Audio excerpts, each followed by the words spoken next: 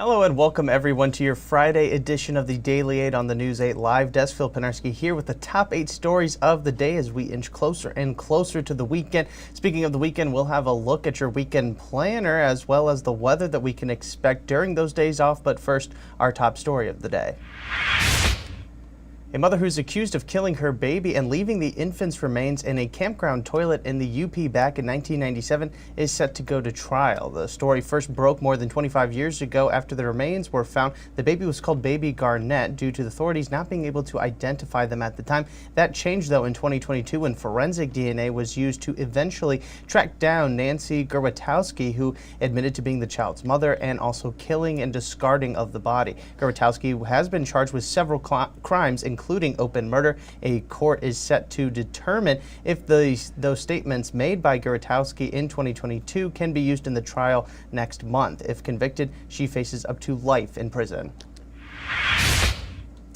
And we head to Hudsonville now, where a semi-truck crashed into a Subway restaurant Thursday afternoon. According to the Ottawa County Sheriff's Office, the crash happened just before 5 p.m. at the Subway on Corporate Grove Drive.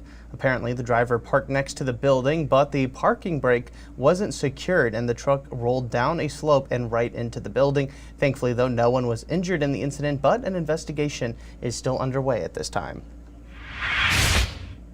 And if you've noticed some unusual lights in the sky near Grand Rapids recently, well, you're not alone. There have been several reports of these moving beams, but no, it's not aliens. It's actually coming from Frederick Meyer Gardens and Sculpture Park. It's part of the new winter light extravaganza that they're hosting called Enlighten, that the gardens are preparing to put on for everybody. Enlighten will be running starting on November 27th next week through January 4th, meaning you will have plenty of time to check out the full finished product and not just these beams of light.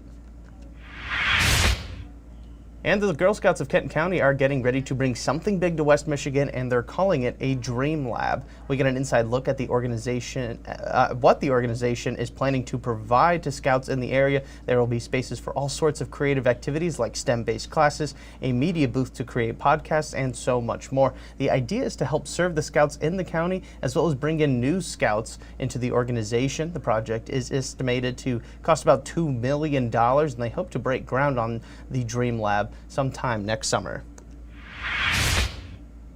And dozens of students at Alger Middle School got some awesome gifts yesterday during an assembly. Around 50 select students received a free laptop. They were recognized for their academic achievement. The laptops were given in an effort to help bridge the digital gap some students might be dealing with. It was made possible through a partnership with AT&T, Human IT, the Greater Grand Rapids NAACP, and Kent School Services. Students say that they will now be able to continue doing what it takes to keep their grades up now with these new laptops.